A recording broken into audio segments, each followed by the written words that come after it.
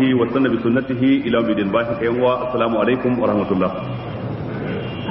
barkamu da saduwa a wannan yammaci na asabar wanda ya dace da 8 ga watan Ramadan shekara ta 1427 bayan hijirar manzon Allah sallallahu alaihi wa alihi wa sallam daga Makka zuwa Madina wanda kuma shi da yammaci na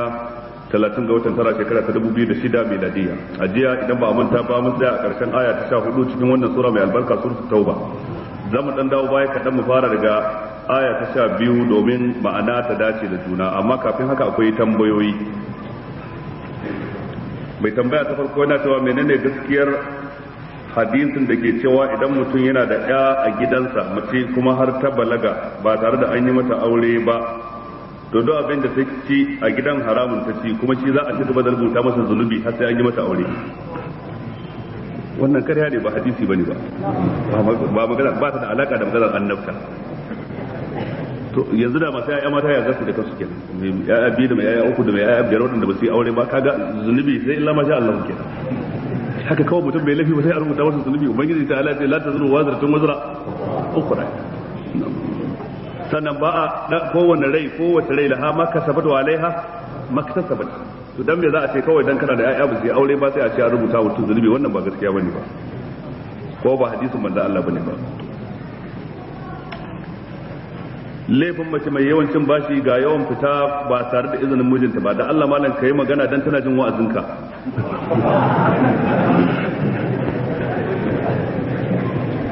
Na farko dai shi cin bashi in ba da larura ba ya da amfani mutum ya rinka cin bashi domin bashi larura ce in ba ya zama tilas ba ya kai matsayin a farkon musulunci annabi sallallahu alaihi wa alihi wa sallam idan mutum ya mutu aka kawo shi baya yi masa sallah har sai ya tambaya hal alaihi dainun idan an ce ana bin sa bashi sai ce sallu ala sahibikum ku je ku yi masa sallah idan ku an ce ba abin shi bashi sannan sai zo ya masa idan ya tambaya ana bin sa bashi sai ba zan yi masa sallah ba ku je ku yi masa sallah har sai in wani ya ce zan biya a madadin sa sai manzo Allah ya zo a yi masa sallah wannan a farkon musulunci haka annabi sallallahu alaihi wasallam ya rinka yi wato karkashin wannan sai mu fahimci cewa kenan ashe in ba tilas ba babu wani dalilin da mutum zai ta cin bashi sannan kuma idan mutum ya ci bashin nan bai biya fa zai biya fa a lahira tunda ya zama in ba izinin miji to sai fa illa rura ce ta kama ta tilas tana cikin gida gobara ta kama kaga ai ba ta cewa bari in jira sai miji ya zo na nemi izini dole ta fita ko ana ruwa matsananci gida zai rushe ambaliyar ruwa za ta ci gida tun nan ba a tsaya jiran izinin miji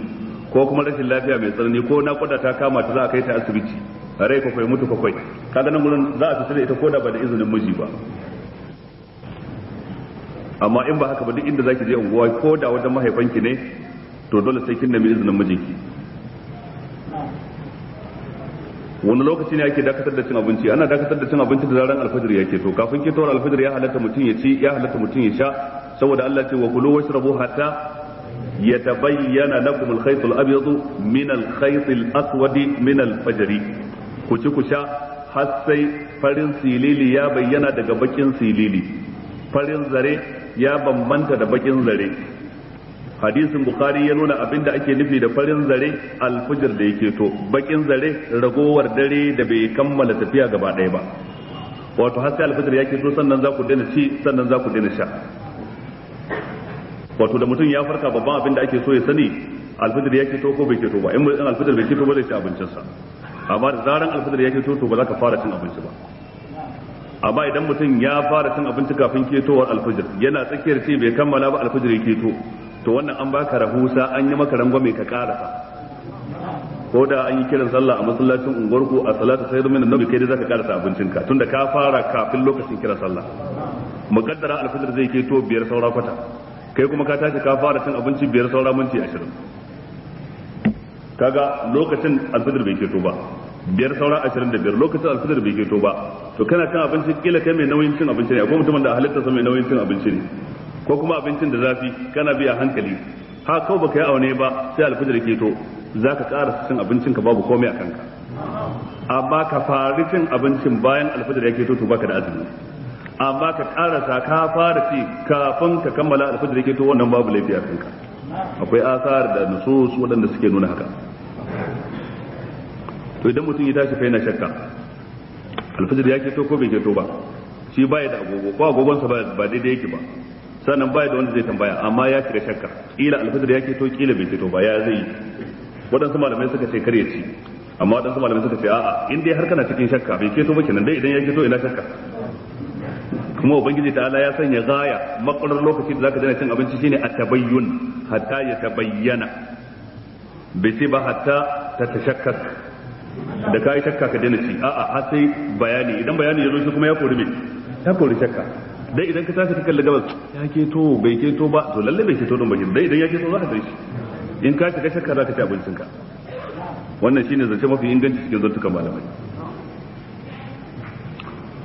wannan yace mun karanta a baya cikin suratul anfal an ce wa qatiluhum hatta la takuna fitna wa yakuna ad-din kulluhu lillah ko yake su dan kar a samu fitna a cikin addini to ya za a yake su ka bi nasoshin shari'a ka gani ka bi tarihin musulunci ka gani yaushe annabi ya fara yaki sannan ya fara yin da'awa kafin yaki ko yaki kafin da'awa ko a garwaye da juna baka iya fahimtar hukunci karkashin nassi daya sai ka hada da sauran nassoshi na shari'a addinin musulunci ya kira da a gabatar da da'awa udu ila sabili rabbika bil hikmati wal mau'izati al hasana qul hadhihi sabili ad'u ila Allah ala basiratin ana wa man ittaba'ani wa subhanallahi wa ma ana minal mushrikeen wad'u ila rabbika innaka ala hudan mustaqim duk waɗannan ayoyi na da'awa ake fara yawa duk wanda ba musulmi ba a kore masa dukkan wata shakka dukkan wata shubha da ta hana shi fahimtar gaskiya dukkan wata tambaya da take masa kaikayi a zuci a ansa masa a cikin da'awar da ake mashi cikin fadakarwa cikin wa'azi ko a rubuce wannan aikin al'ummar musulmi ne isar da da'awa ta kowace fuska da'awa a magance da'awa a rubuce ta talabijin ta rediyo ta majalla ta jarida wato a isar da da'awa ga al'umma wannan wajibi ne to ita kuma da'awa ana yin ta bisa da ilimi wal hadhihi sabili ad'u ila la ala basira lafazin basira na nufin ilimi ana yin da'awa ne bisa ga ilimi ba bisa ga jahilci ba to dan isarwa mutum da'awa ya riga ya karba kaga shikenan an riga an huta bai karba ba amma kuma baya adawa da da'awa shi ma duk an riga an huta da shi bai karba ba amma yana adawa da da'awar cewa kuma sai ya hana ta tafiya to kaga wannan saboda haka za a yi jihadi to wajen yin jihadi kuma ba wani mutum ne shi kadai zai shelanta jihadi ba a madadin sauran al'ummar musulmai ana yi ne karkashin khilafa karkashin shugabanci na musulunci wanda jama'a gaba ɗaya suka aminta da shi ko mafiya yawan su suka aminta da shi ba wanda tsiraru ko mutum uku ko hudu kawai suka nada ba to sai ai jihadi shi kuma ba an jihadi sai an yi tanadi dan haka Allah ya ce wa aiddu lahum masafatun min quwwa a takaice dai akwai matakai masu dimbin yawa in kana son ka fahimci wannan sai ka karanta dukkan ayoyin jihadi da ke cikin alqur'ani banda suratul anfal banda suratul tauba suratul muhammad na ciki suratul baqara da ali imran duk sun dinkoshi ayoyin jihadi aya sama da 80 a cikin suratul ali imran ko kusa da haka duk suna magana akan yakin uhud ko aya 50 ko na makamancin haka ka fahimce su da fikihun su a maganganun malamai ka karanta kitabul jihad wa siyar a cikin sahih bukhari ka karanta cikin muslim da sauran littattafai kuma ka bi yaƙe nawa annabi yayi menene siyasar yakin annabi wannan tactics yabi wajen yaki da haka ka karanci wannan shine abin da zai sa ka fahimci jihadi amma ba karkashin aya daya ko biyu ba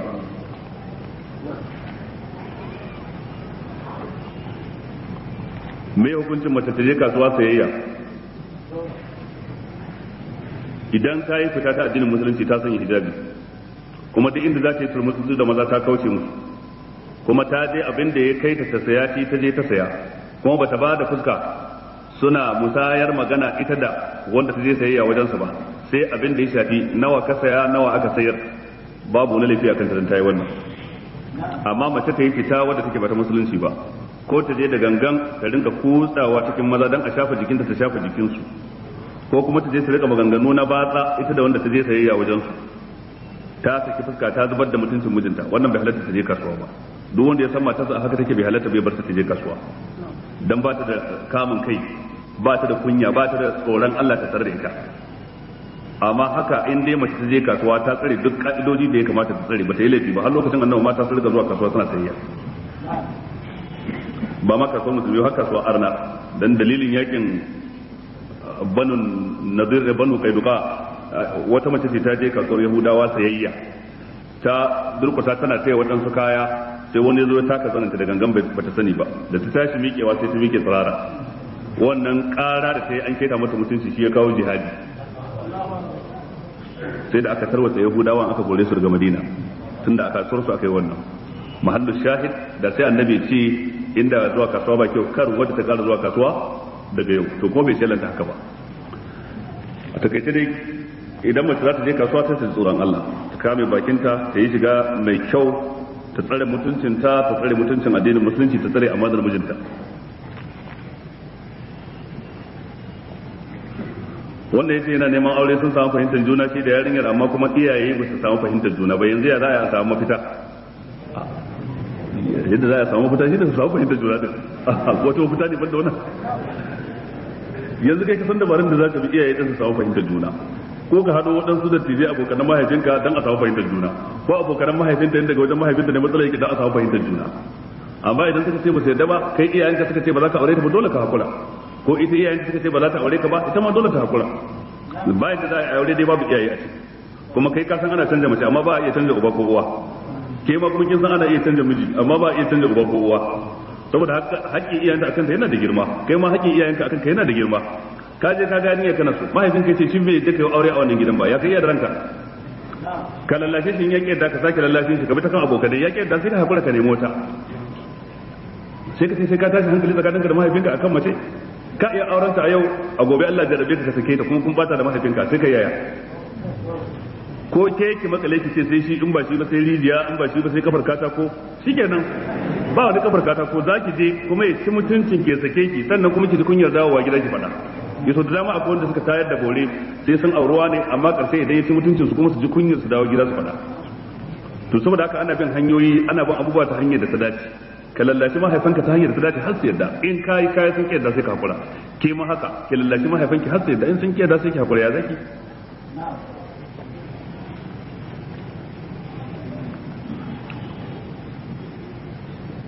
Wannan yana cewa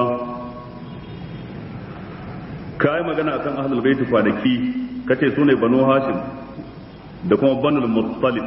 ni abin da na faɗa kenan, banu hashim da banul muttalib, amma kai ka rubuta abdul muttalib, kaga akwai bambanci. al-muttalib daban, shi kuma abdul muttalib daban.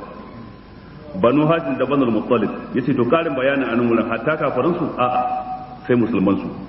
ko da a lokacin nan na ce banu hashim na yi shiru ko banul muttalib na yi shiru, to ina nufin musulman cikin su,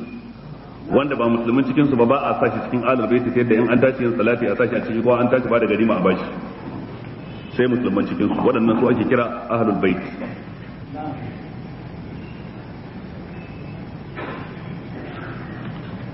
Wannan ya rubuto ba tambaya ba ce ba, ya ce su yan uwa ne musulmi masu kishin addini, sai shiga aikin police sun kammala course din su ne ko karatun su a police academy da ke Kano, da haka suke bukatan ai musu addu'a ta fatan alkhairi. Muna muku addu'a ta fatan alkhairi, Allah ya amfane ku da musulunci, Allah ya amfani musulunci kuma da ku, kuma ubangiji ta'ala ya sa ku toshe mana wata kafa da ba wanda ya toshe mana ita, ku zanto jakadu na addinin musulunci akan matsayin da kuka samu kanku a ciki. Allah ya taimake ku, Allah ya sanya albarka a rayuwarku. Na ce za mu tashi daga ayata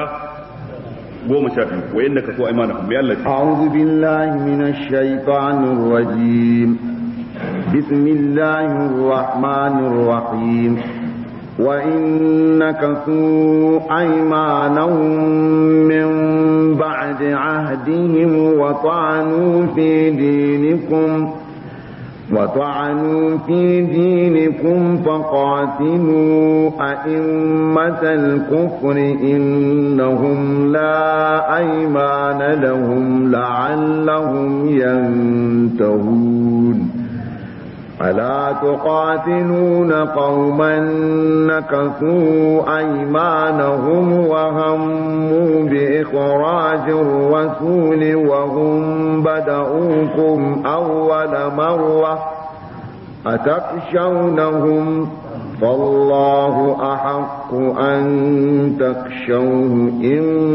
كنتم مؤمنين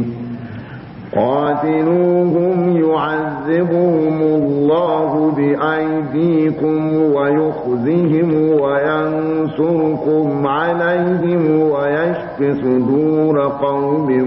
مؤمنين ويذهب غيظ قلوبهم ويتوب الله على من يشاء والله عليم حكيم. Cikin abin da na faɗa a jiya, na faɗa abin da ma'anarsa ita ce a sulhu da aka yi na Hudaybiya tsakanin Annabi sallallahu alaihi wa alihi wa sallama da Quraishawan Makka. Yana daga cikin ka'idojin sulhun shine wato ku mutanen makka ba za ku yaƙi annabi sallallahu alaihi wa alihi wa sallama da sahabbansa ba, haka kuma ba za ku taimaka a yaƙe shi ba. Shi annabi sallallahu alaihi wa sallam ba zai yaƙe ku ba, haka ba zai taimaka a yaƙe ku ba. Wannan ka'ida ce daga cikin ka'idojin sulhu. Sannan kuma an bayar da dama ga sauran kabilun larabawa wanda yake son yin kawance da annabi yana da dama ya shiga kawance da annabi. Da zaran ya kulla kawance da annabi, to a wannan lokacin Quraishawan Makka bai halatta su yaƙe shi ba, dai in sun yaƙe shi kamar sun karya alƙawarinsu da annabi. A wannan lokaci ba hali annabi da sahabbai su yaƙe shi, dan in sun yaƙe shi kamar sun yaƙi Quraishawa ne. Wannan yana daga cikin ka'idojin sulhun wanda aka yi shi a shekara ta 6 bayan hijira. To lokacin da aka yi wannan sai ya zanto kabilar Khuza'a, kabila ce daga cikin kabilu na Larabawa, sai suka amince su shiga cikin kawance da annabi sallallahu alaihi wasallam, wanda wannan ke nufin ba hali Quraishawan Makka su yaƙe su ko su taimaka a yaƙe su. Sai kuma aka samu wata kabila kuma ta Larabawa daban, ita kuma sai ta shiga kawance da Quraishawa wanda su kuma ba halin annabi ya yake su. To waɗancan kabilu guda biyu suna da fada a tsakankanin su tun na jahiliyyar su. Sai waccan kabila da ke kawance da Quraishawa ta kai hari ga wannan kabila da ke kawance da annabi sallallahu alaihi wasallam. To kaga kaida Quraishawa ba za su taimaka ba, annabi ma ba zai taimaka ba, sai dai su kyale su zura musu ido su ci kansu da kansu. To amma Quraishawa sai suka ce yo ai tsakanin annabi da Makka da nisa, kila in mun dauki makamai cikin duhun dare baya ganin mu, za mu iya zuwa mu je mu taimakawa wanda suke kawance da mu dan su lallasa wanda suke kawance da annabi sallallahu alaihi wasallam. Haka ko suka yi, suka taimaka aka je aka yaki waɗancan mutane. To su kuma da aka yake su sai suka garzaya suka tafi suka sa wakili zai faɗa annabi Quraishawa fa sun taimaka an yake mu muna kawance da kai, wanda ke nuna kai ma yanzu zaka iya ba mu agaji dan mu rama abin da aka yi bana. To Qurayshawa sai suka ji labarin ai annabi ya samu labari, sai ga babu yanda za su yi, lallai sai dai sai maza su tura wakili su karyata wannan labari ko kuma su ce mantuwa suka yi ko su ce kuskure suka yi, su je dai yadda annabi ba zai ɗauko rundunar yaƙi ba dan a zo a yake su a Makka. Aka tura Abu Sufyan ya je. Abu Sufyan yana shugaban kafirai a wannan lokaci, kuma gashi yarsa tana gidan annabi na aurenta, an gane ko ita ce Ramla bintu Abi Sufyan. Lokacin da ya je Madina ya fara bai ta kan Abubakar ya ki bashi fuska, ya fara bai ta kan Umar ma bai bashi fuska ba, sannan sai ya je gidan yarsa, wato ita ce Ramla bintu Abi Sufyan matar annabi. Yana shiga ta gaishe ne bayan ta yi masa sannu da zuwa, zai zauna akan shimfiɗa sai ta janye. Ta ce ban san me kike nufi ba, ni ne kike ganin na fi karfin in zauna akan irin wannan shimfiɗar ko kuma shimfiɗar ce ta fi karfin irin mu ba ta mu bace, me kike nufi? Ta ce ai shimfiɗar ce ta fi karfin irin ku, firashi rasulillah, kai kana arne na jasa ka ce zaka zauna akai, shimfiɗar annabi da fi karfin ka, sannan da ɗaya masa kamar yadda ita gefe guda. Ya fita ya je samu annabi sallallahu alaihi wa sallam, yayi dukkan maganar da zai yi ne ya ja hankalin annabi sallallahu alaihi wa sallam, bai ce masa komai bai ba shi ansa ba. To daga nan ya tabbatar cewa kenan ya riga ya sun warware alkawali, kenan a yanzu kenan annabi na iya yakar su. Kuma tsakanin watan yarjejeniya da faruwar hakan wata 17 ko wata 18. Kaga in an yi wancan a shekara ta 6, wannan ya nuna kenan a yanzu ana cikin shekara ta nawa, ta 8 kenan. Saboda haka ya tabbatar haka sai ya koma Makka ya je sanar da mutanen Makka. To shine ubangiji subhanahu wataala ya saukar da wannan aya bisa ga ra'ayin mafiya yawa cikin malaman tafsiri, irin su Ibn Jarir al-Tabari, irin su Ibn Kathir, irin su al-Imam al-Baghawi da sauran malaman tafsiri masu yawa. Suka ce wannan aya tana magana ne akan wancan warware alkawali da suka yi. Wa in nakasu aymanahum min ba'di ahdihim wa ta'anu fi dinikum faqatilu a'immatal kufri innahum la aymana lahum la'allahum yantahun. Amma a jiya na faɗa muku cewa Huzaifa ibn al-Yaman shi yana ganin ma'abuta wannan ayar ba mutan Makka bane. To wannan ra'ayi ne da fahimta ta shi wanda ya sha bamban da dukkan jumhurul mufassirin cikin sahabbai da tabi'ai duk ya saba musu bisa ga wannan fahimtar su shi ta shi kadai. Amma jumhurul mufassirin cikin sahabbai da tabi'ai duk suna magana akan cewa akan mutanen Makka ake magana. Ina ba dan kun fahimta. Idan muka ce akan mutanen Makka ake magana, wata magana za ta sake tasowa, ita ce mun faɗa a jiya a farkon surar cewa ita wannan suratul tauba ta sauka ne lokacin da annabi ke dawowa daga yakin tabuka, kuma galibi ta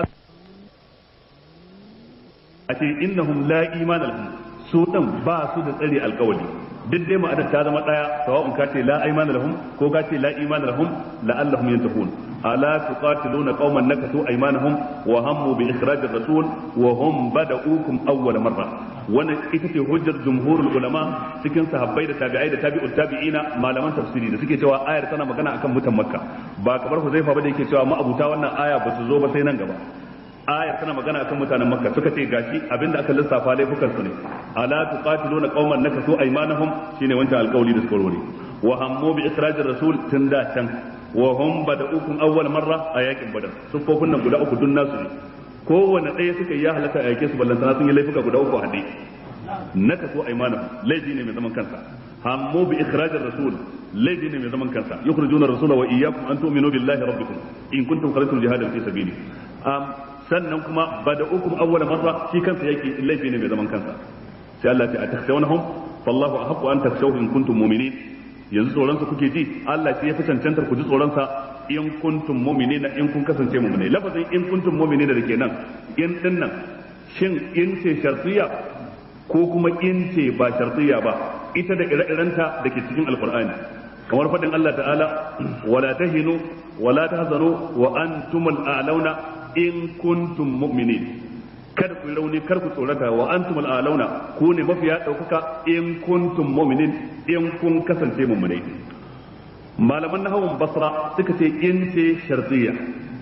wato sai zanto abin da ya gabace ta shi ke fassara jawabin sharadinta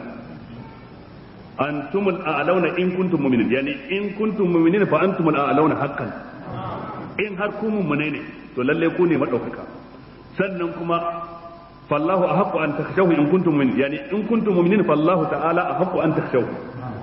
ma qablaha yufassiru jawab ash-shart alladhi ya'ti ba'daha abinda ke kafin in din shi ke fassara jawabu shar tunda babu shi a ganin ido amma malaman nahawun kufa suka ce in anan bi ma'ana iz ma'anata daidai da iz yani wala tahinu wala tahzanu wa antum al'alawna iz kuntum mu'minin ku ne mafiya daukaka yayin da kuka zama mu'mini kaga ba in ce tartiya ba atakshawnahum fallahu ahqqu an takshawhu in kuntum mu'minin yani iz kuntum mu'minina in anan bi ma'ana iz a wajen malaman nahawun kufa wanda nahawun su yana da yanci sama da nahawun basra wanda ake makalkale mutum da ka'idoji wani lokaci Allah ba da hakuri ga wanda mazhabin su shine mazhabin mutanen basra a nahawu ni kan mazhabi na shine mazhabin mutanen kufa atakshawnahum fallahu ahqqu an takshawhu in kuntum mu'minin qatiluhum yu'adhibuhum Allah bi aydikum wa yukhzihim wa yansurkum alaihim wa yashfi sudur qaumin mu'minin ويذهب غيظ قلوبهم ويتوب الله على من يشاء والله عليم حكيم ina jin ɗaiɗaikun waɗannan kalmomi don na fasara su tun jiya abinda na faɗa a yau kawai riba ce ta kafa faralin na sauke tun jiya wannan kuma nafila ce aya ta gaba am hasibtum an tutraku wa lamma ya'lamu Allahu alladhina jahadu minkum wa lam yattakhidhu min dunillahi ولم يتخذوا من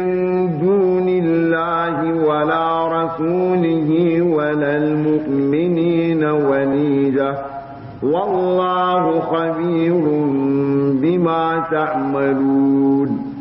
ما كان للمشركين أن يعمروا مساجد الله شاهدين على أنفسهم بالكفر أولئك حبطت أعمالهم وفي النار هم خالدون ubangiji ce am hasibtum an tutraku shin kun yi tsammanin za a kyale ku haka kawai yayin da kuka yi da'awar imanin baka da kuka yi da'awa wancan ya fasa kalmar shahada wancan ma haka sai a kyale ku ba tare da an jarrabe ku ba tare da an yi gwaji ba walamma ya'lamu Allahu allazina jahadu minkum alhalin Allah bai riga ya bayyanar da waɗanda suka yi imanin cikin ku ba walam yattakhidhu min dunillahi wala rasulihi wal mu'minina walija irin waɗanda da suka yi imanin gaske ba su riki ba wani Allah ba su riki ba wani manzon Allah wani mummunai a matsayin walija abokin shawara wanda za su sirranta mishi sirrin su abin nufi ana gane mummuni na gari yayin da ya kasance ya yi imanin gaske ya aminta da ƙarfin Allah ya aminta da imaninsa da manzon Allah ya aminta da kasancewarsa tare da yan uwansa mu'mini walam yattakhidhu min dunillahi wala rasulihi wal mu'minina walida basulki wani Allah wani manzon Allah wani mu'mini a matsayin walida aboki shawara ba domin lafazin walida daga walada yalidu ne al-wulud daidai da dakala yadkhulu ad-dukhul sukan ce al-walida daidai da ad-dakhilatu to ad-dakhilatu wadansu sun fassara shi da bakon abu bare wanda ba cikin dangi ba dukkan wanda ya riki wani abun kauna a zuciyarsa wanda ba Allah ba manzon Allah ba mummuni ba to ya riki walija min dunillahi min duni rasulihi min dunil mu'minin kenan to wannan kuma ya ci karo da hakikanin imani dan hakikanin imani kauna ta kolowar tana tabbata ga Allah sannan kauna mabi mata ga manzon Allah sannan kaunar da ke biyo wannan wanda reshe ne na waccan shine kaunar yan uwanka mummuni babu yanda za a yi ka fifita wani wanda ba mummuni ba akan mummuni dan uwanka wajen kaunarka wajen taimakonka wajen agajinka daga lokacin da kaji kana fifita wanda ba mummuni ba akan mummuni to ka tabbatar babu ragowar imani tare da kai kenan dan ka'idar imani shine ka so dan uwanka mummuni ko da ya saba ma ko da yana ma ba daidai ba ko da ya taka ma ko ya zubar maka kalmar shahada da yake furtawa daga bakinsa ita ce ta cece shi a wurinka sai kake son shi don ita kaunar Allah da kaunar manzo Allah da yake sai kake son shi dan wannan ko da kai yayi maka wani abin da yake ba daidai ba amma idan ka gina kaunarka akan cewa in mutum ya bani ina son shi in ya hana ni ko ba na son shi wato ka zama dai hadisin Hausawa wal bani wal baka ma'ana kai yanzu kana gina soyayya ne akan wanda ya baka ka so shi wanda ya hana ka kuma ka ki shi wanda ko ba wannan ce kaida ta addini ba kakan so mutum dan yana son Allah yana son manzon Allah yana son addinin musulunci yana son alqur'ani yana son sunnar annabi kakan ki mutum dan yaki Allah yaki manzon Allah yaki alqur'ani yaki sunnar annabi yaki musulunci to sai ka ki shi akan wannan ko da kun fito uwa ɗaya uba ɗaya dan haka dai kaida ta imani kenan am hasibtum an tusraku walamma ya'lamu Allahu alladhina jahadu minkum ba tare da Allah ya bayyana da masu jihadin cikin kuma na gaske walam yattakhidhu min dunillahi wala rasulihi wal mu'minina walida irin wanda basu riki wani Allah wani manzon Allah wani mummune ba a matsayin abokin sirri ko kuma wanda za su kaunata wallahu khabirun bima ta'malun ubangiji ta'ala masani ne dangane da abin da kuke aikatawa domin al-khabir daga al-khibratu ne al-khibratu bi sai shine kwarewa kan abu sanin abu kuma shine kwarewa akan ko kace wallahu khabirun bima ta'malun Allah mai bada labari ne dangane da abin da kuke aikatawa ubangiji ce ma kana lil musrikeena an ya'muru masajidallah shahidina ala anfusihim bil kufr ulaika habitat a'maluhum wa fin nar hum khalidun ma kana lil musrikeena wannan kamar amsa ce da kila mai tambaya ya iya yi me yasa jiya aka karanto manzon Allah ya ce kada wani mushriki ya kusanci dakin Allah tare da cewa a cikin su akwai wanda suke zuwa su ciyar da mai jin yunwa su tufatar da wanda yake cikin tsareci su taimaki wanda za a zalunce shi cikin sa akwai wanda suke tanadar kuɗi kawai don yin sutura ga ɗakin Ka'aba cikin sa akwai wanda suke tara kuɗi kawai don gyara ɗakin Ka'aba idan wani wuri ya balgace yana buƙatar sabon gini to ta yaya za a ce kuma yanzu daga wannan shekarar kasa sake zuwa wata sai ubangiji ce ma kana lil mushrikina ai bai inganta ba ga mushrikai masu shirka an yi amuru masajidallah su ce za su raya ɗakin Allah shahidina ala anfusihim bil kufr masajidallahi a wata qira'a masjidallahi an yi amuru masjidallahi wato kenan qira'at ibn kasir al-makki da kuma abu amr al-basri wato abu amr ibn al-ala ma kana lil mushrikeena an ya'muru masajidallahi shahidina ala anfusihim bil kufr bai dace ba bai ma inganta ba ga mushrikai su ce za su raya ɗakin Allah alhalin shahidina ala anfusihim bil kufr suna masu shaida akan karan kansu cewa su masu shirka ne ta yaya suke shaidawa kansu cewa su masu shirka ne maganganunsu da ayyukansu in sun tashi rantsuwa za su rantsa da lata da uzza in sun tashi neman agaji da taimako za su kira lata da uzza wannan kamar shaidawa kansu suke su cewa su kafirai ne su mushrikai ne dan me suke kiran wannan Allah sannan kuma dawafin da suke in sun zo dakin Ka'aba din a cikin labbaika din su ai wannan ma akwai shirka dan suna cewa labbaika la sharika laka labbaik illa sharikan huwa laka tamliku huwa ma malak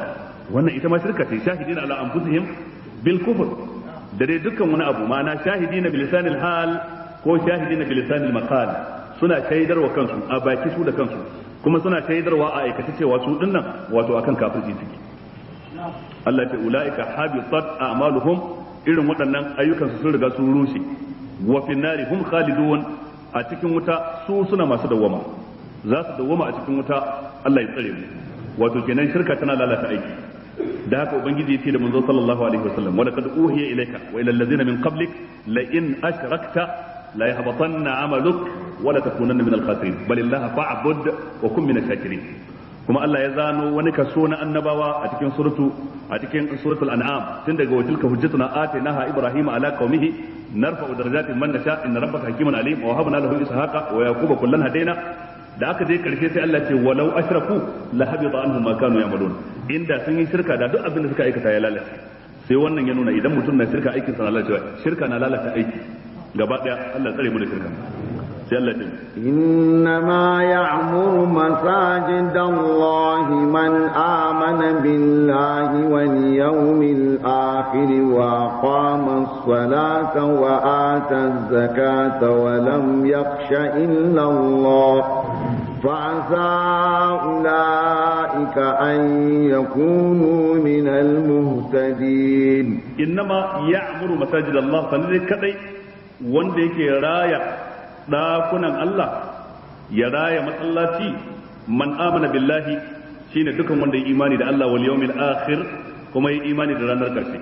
wa aqama as-salata wa ata zakka ya tsayar da sallah kuma ya bada zakka wa lam yakhsha illa Allah bai kuma ji tsoron kowa ba sai Allah. ana nufin tsoro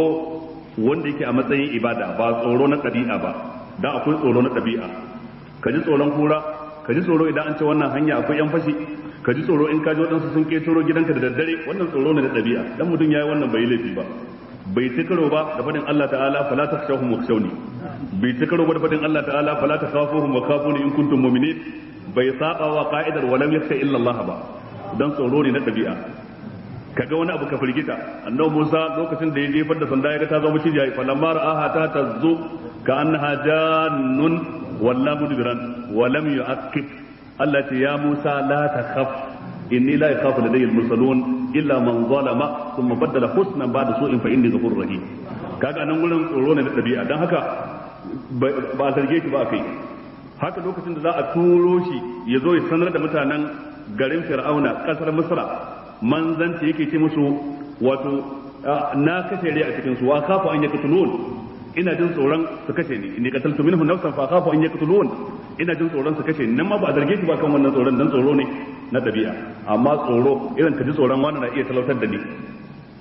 wani na iya tsora mun cuta a jika, wani na iya yi min kaza cikin abin da ba mai iko a kansa sai Allah, to wannan tsoron shine zai zama shirka. ba a jin tsoron kowa a irin wannan sai Allah ta'ala shi kadai, dan ba mai ba da arziki sai Allah, ba mai talautarwa sai Allah, ba mai ba da mulki sai Allah, ba mai kwacewa sai Allah. kowa ne ya ce ka bata masa rai dan haka ka gani harkar kasuwancin ka ta lalace, ƙarya yake, ka ce ba abin da zan gani sai alkhairi. ka faɗa da babban murya yake ba abin da zan gani sai alkhairi. ko ka bata wa wani rai sai ka gani ai sai mun karya ka sai mun ga bayan ka ce ba abin da zan gani sai alkhairi. an ko har ka tsorata dan ya ce za ka gani wai kasuwancin ka zai lalace ko za a kwace mulki daga hannunka, to wallahi kai ma ka ji tsoron tsumma ka san dai tsumma, wallahi ka ji tsoron tsumma. ba abin da zai maka wani ce wai ya razana ka zaka rasa kaza yo inda son samun shi ne da suwana da suwana yanzu ba su dare, amma da suwanan suna nan dare daram ana jin su. haka ne ko ba su walam yakhsha illa Allah, idan to bi tsoron kowa ba sai Allah. fa asa ulaika an yakunu min al-muhtadin, to lalle irin wannan za su kasance daga cikin al-muhtadin shiryayyu. lafazin asa ana yin amfani da shi don kyakkyawan fata, ana sa rai, ana kyautata zato, ana sa tsammanin an yakunu min al-muhtadin. amma da yawa idan asa ta zo a cikin alqur'ani a janibin ubangiji ana fassara ta da al-ijab, lalle waɗannan za su kasance daga cikin shiryayyu. domin duk wanda ya yi imani da Allah da ranar tashin kiyama, duk wanda ya tsayar da sallah ya bada zakka, duk wanda bai ji tsoron kowa sai Allah ba, ko shaka babu wannan shiryayye ne, kimtsatsa ne. Allah sa mu cikin shiryayyu. wannan ayoyi guda biyu musamman ta farko ma kana al-mushrikeena an yamuru masajidallahi, Imam al-Bukhari yayi babi akan ta, babu ta'awuni fi bina'il masjid, babin da yake magana akan taimakekeniya da juna wajen gina masallaci. sai kawo wata aya, sannan kuma sai kawo hadisin Annabi sallallahu alaihi wa alihi wa sallam wanda ya kunshi lokacin da Annabi ke gina masallacin sa, sahabbai sun yi taron dangi da juna, kowane mutum yana daukan bulo ɗaya, amma Ammar bin Yasir yana daukan biyu, har manzo Allah yake karkade masa kura ya taya wai ha ammarin taqtulhul fi'atul baghiya, yad'uhum ila aljanna wa yad'unahu ila an-nar kai san amma yan tawaye ne za su kashe shi yana kokarin kiran su zuwa ga aljanna suna kiran shi zuwa ga wuta wannan sai nuna taimakekeniya da juna wajen ginin masallaci ma'ana abinda Imam Bukhari ke nufi tunda an ce mushrikai ba za su gina masallaci ba to kuma mu ne sai gume ku tashi ku da ya kawo ayar sai kawo wannan hadisi ayar tana kore mushrikai ba za su yi ba wato ku kuma ana buƙatar ku kuma ku yi ku gina masallaci wanda yake da hali ya gina sannan ya kawo hadisin dukkan wanda ya gina masallaci dan Allah Allah zai gina masa gida a cikin aljanna in yayi don Allah to abinda wannan ke nufi ya yan uwa gina masallaci to shi kuma gina masallaci iri biyu ne gina shi ta fuskar ganin ido abinda ido ke gani shine bulo da suminti da kwano da yashi da fenti da sauran abubuwa da ake yi wannan ginin daban sai kuma gini na biyu shine raya shi ta hanyar ibada raya masallaci ta hanyar ibada tsayar da salloli guda 5 a ciki yin sallar juma'a a cikin in ya kai a juma'a kafa halaqatul ilmi wato majalisin ilimi a cikin masallaci waɗansu malamai suka ce mahimmancin majalisin ilimi na tafiya ne ka faɗa da mahimmancin sallah don sallah ba ta inganta sai an gina ta kan ilimi dukkan mutumin da ya masallaci sai ya kokarin ya ga lalle ana salloli guda 5 a ciki sannan bayan ana salloli guda 5 a ciki lalle ya samu wani malami masanin alqur'ani masanin hadisi masanin fiqh masanin tauhidi wanda zai ya hada ilimi a ciki dan idan kawai sallah za a yi a kulle masallaci musulmai ba za su farka daga barcin da suke ciki ba dole masallaci sai da motsi sai ana karanta ayoyin alqur'ani sai ana karanta hadisan manzon Allah sallallahu alaihi wasallam ku shaida ne akan cewa masallatai sun farfado ne ta hanyar darussa na ilimi da aka rinka yi a cikin su amma da can da akwai masallatai amma tun da sallah ake a kulle kowa tafi gida sai ya kasance ba su rayu sosai ba har sai da aka rika karantar da alqur'ani aka rika karantar da tafsiri aka rika karantar da hadisi da tauhidi sannan al'ummar musulmi suka fara rayuwa da haka wajibi ne rayar da masallaci ta hanyar ilimi shi ko ilimi so ake a samu malamin da yake da jin tsoron Allah kuma yake da wadataccen ilimin sai nan yana da himma wajen ƙara shi dan malami rabbani kenan malami rabbani wanda yake kwatanta abin da yake karantawa sannan yana karantarwa kuma kullun yana ƙara haɓaka ilimi baya jin cewa ai muwa ilimi mun riga mun je ƙarshe ya iya kare wani matakin ilimi yayi digiri na 1 ko na 2 ko har ma ya fi hajiri akan addinin musulunci amma wannan baya nuna ya kare ilimi har yanzu yana nan cikin bincike har yanzu yana nan cikin nazari har yanzu yana nan cikin tuntubar abokanansa sa'anninsa da wanda suka dara shi wani lokacin har ma waɗanda ya fi yana karuwa da su to wannan shine malami rabbani walakin kunu rabbaniyina bima kuntum tuallimuna alkitab wa bima kuntum tadrusun jama'u bayna at-ta'lim wa ad-dars tuallimuna alkitab suna karantar da littafin Allah sannan tadrusuna su ma suna karanta zai karanta ya karantar amma kullum in karantarwa baka karanta ɗaliban ka za su kure ka in sau kure ka kuma za ka yi ƙarya ko ka shiga dabaru amma kullum kana karanta to wannan shine ba za su kamo ka ba kullum kuna tafiya kullum kana karuwa kullum suna sabon ilimi ta tare da kai to wannan shine malami rabbani mai jin tsoron Allah to da waɗannan ake raya masallatai wannan shine mafi muhimmanci amma gina masallaci ɗaya nan ɗaya can ta yadda sallar nan tana shiga can kiran sallan nan yana sarkafewa da na can wannan bid'a ce ta karshen zamani kuma alama ce cikin alamomin tashin kiyama wallahi tallahi alama ce daga cikin alamomin tashin kiyama manzon Allah ya bayyana ta ma'ana an faɗa abin dan ku guje shi ba dan ku yi shi ba so ake a unguwa ɗaya jama'a su taru a masallaci ɗaya a gari ɗaya jama'a su taru a masallaci ɗaya sai in adadin mutan garin ya fi ƙarfin masallacin to sai a ƙara na biyu adadin mutan unguwar ya fi ƙarfin wannan masallacin ɗaya sai a ƙara na biyu ba la tuzakrifunha kama zakarafat al-yahud wan nasara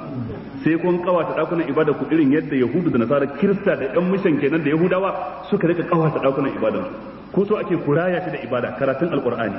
qiyamul layl zikiri salati ga annabi a cikin masallaci sannan kuma wato ilimi ya da ilimi wannan ake san a raya masallaci da shi amma ba kantuna waɗanda suke sun shallake hankali ba Allah ta mun gane inna ma ya'muru masajidallahi man amana billahi wal yawmil akhir wa aqama as-salata wa ata zakata wa lam yakhsha illa Allah fa asa ulaika an yakunu min al-muhtadin Allah ta aj'altum siqayatal hajj wa imaratal masjidil haram kaman amana billahi wal yawmil akhir wa jahada fi sabilillah لا يستوون عند الله والله لا يهدي القوم الظالمين Imam Muslim ya rawaito hadisi da sanadinsa har zuwa An-Nu'man ibn Bashir Allah ta kare da gare shi Nu'man bin Bashir yace kuntu inda minbari Rasulullahi sallallahu alaihi wa sallam, na kasance ina zaune a jikin minbarin da annabi ke hawa yayi huduba a masallacinsa. Fa qala rajulun ma ubali alla a'mala amalan ba'da al-islam illa an askil hajja. Ban damu ba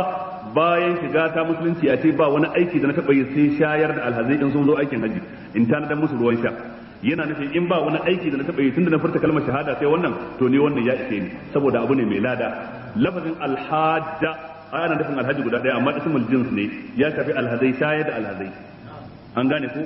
saqayati an askil hajja. Wa qala akhar, wani kuma yace ma ubali alla a'mala amalan ba'da al-islam illa an a'mura al-masjid al-haram. Ni ko ban damu ba bayan furta kalmar shahada ta a ce ba aikin da na taɓa yi sai na taimaka wajen raya masallaci mai alfarma na Makka, da ni aka yi gini ko da ni aka raya shi da ibada. Wa qala akhar, ɗaya daga cikin su kuma yace al jihadu fi sabilillah afdalu mimma qultum. Ai mutum ya fita yaki dan yada kalmar shahada,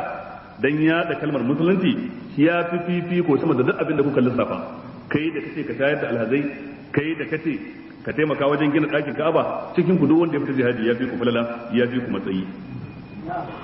Lokacin da suka faɗi wannan magana, fa zajarahum Umar, sai Umar ya musu tsawa cewa da Allah ku yi shiru, ku daina musu. Wa qala, yace la tarfa'u aswatakum inda minbari rasulillahi sallallahu alaihi wasallam, ku daina daga muryar ku a wurin minbarin annabi. Annabin fa baya nan, amma kara daga murya a wajen minbarin dan girmama annabi, dan ladabi na sahabban annabi. Ku daina daga murya ku a wajen minbarin annabi, wa huwa yawmul juma'a, kuma mun da kari gashi ma yau ranar juma'a. Walakin idza sallaytul juma'a dakaltu fastaftaytuhu fi ma ikhtalaftum fi. Amma idan an yi sallar juma'a zan shiga in tambayi annabi dangane da wannan abin da kuka yi sabani a cikin sa.